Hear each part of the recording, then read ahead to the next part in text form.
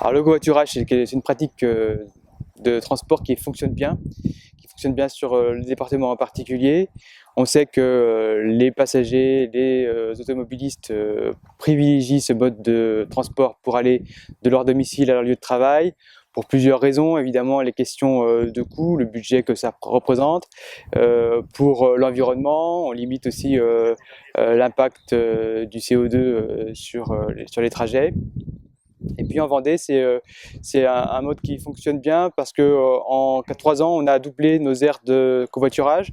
On est passé de 55 en 2011 à 110 aujourd'hui, avec à la fois des aires de stationnement existantes qui ont été labellisées avec une signalétique spécifique par le département, et puis des aires qui ont été finalement créées par le département sur des grands axes pour faciliter cette pratique.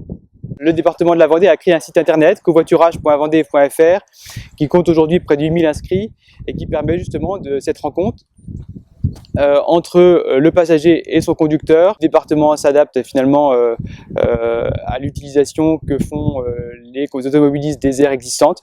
Ici par exemple à la Véry, le département a souhaité agrandir l'aire de covoiturage parce qu'elle était saturée. Donc on est passé de 20 places de stationnement à 35 et finalement c'est un petit peu en fonction de la pratique qu'on décide ou pas d'agrandir une aire de stationnement.